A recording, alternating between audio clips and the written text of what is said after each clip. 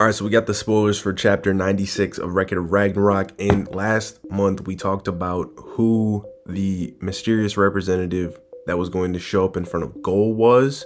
It actually turns out it was Nostradamus. Now, what Nostradamus does this chapter is he actually poses as Hilda because he can obviously change his appearance. We've seen him do this before. It's very similar to what Loki can do.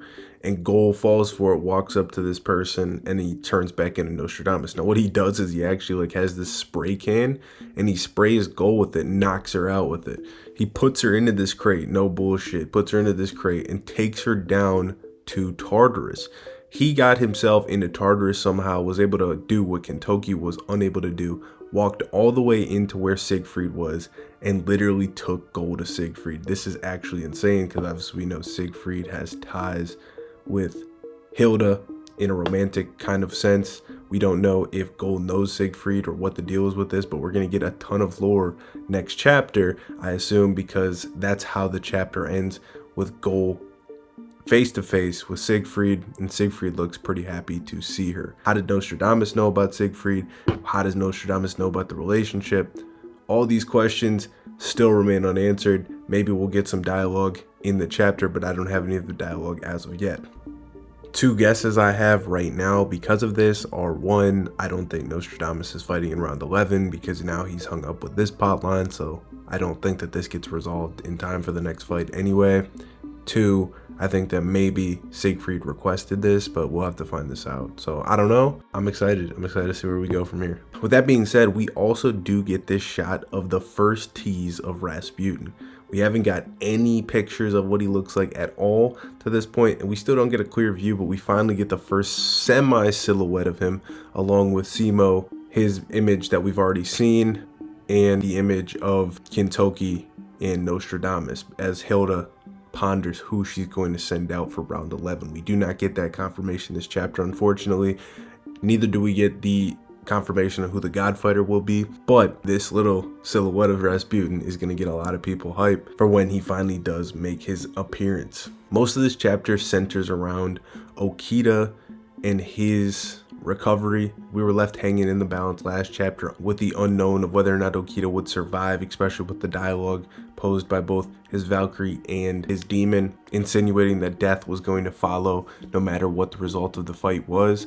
Well, it looked like that was going to be the case, but in a completely unexpected move, Izanagi, who we questioned what he was going to do when he stood up last chapter, was he going to potentially join the fight as in the 14th slot? Was he going to take vengeance on the gods for putting Susanoo in the position? What was he going to do? We haven't really got much about him. He actually chose peace. He went down to the arena as the Shinshin Gumi gathered around Okita, and he healed Okita, removed his damage, and now Okita will live. So pretty wholesome ending for the fight. Okita gets to live. He was honoring Susanoo's wish. He knew Susanoo would want Okita to survive after besting him, after defeating him. He earned that right. So Izanagi did this. I can't wait to read the dialogue, but it really was a cool scene to see. So I know it's going to be really cool to read in full.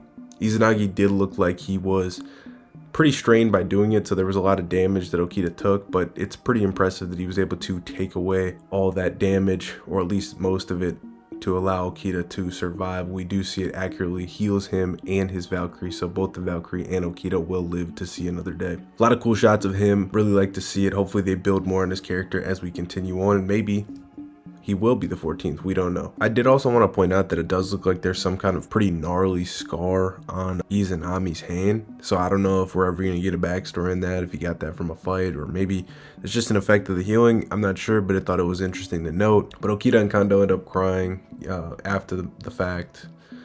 Obviously, I'm assuming there was words of praise given out. We also see more reactionary shots. Zeus did not look that happy when he saved Okita. Didn't really look pissed, but he definitely didn't look happy about it.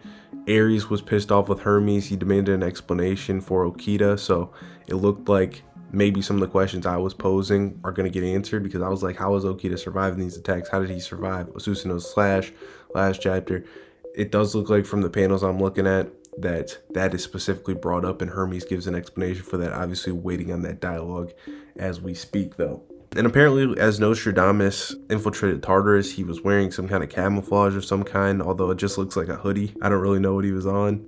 but there is a blacklist that we see of people that are not allowed into Tartarus under any circumstances, and it's Beelzebub, Buddha, and Kentucky. So Odin has pool in Tartarus, obviously, and he put their posters right on the wall immediately. We do get a shot of Odin watching as well, and with no dialogue, he was just watching, so they didn't want to give us his reaction just yet with a face shot. The Tartarus design here is actually pretty crazy. It's all these different cubes, so I'm not sure what the hell that is, but that looks pretty crazy and cool.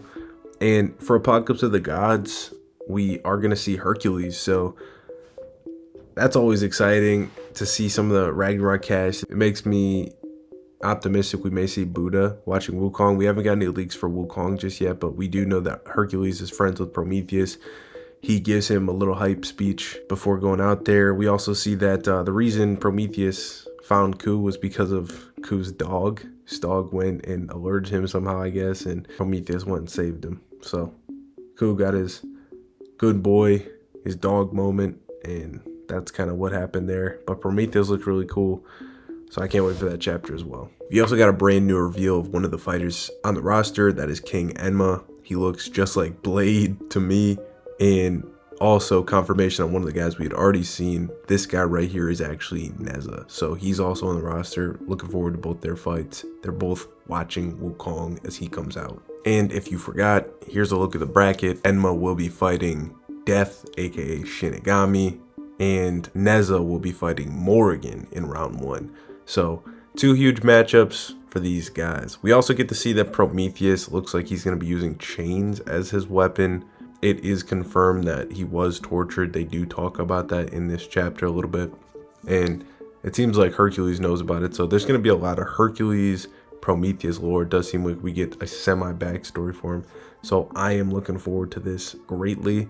And I can't wait to see Zeus's dialogue if he is still the person that was responsible for the torture.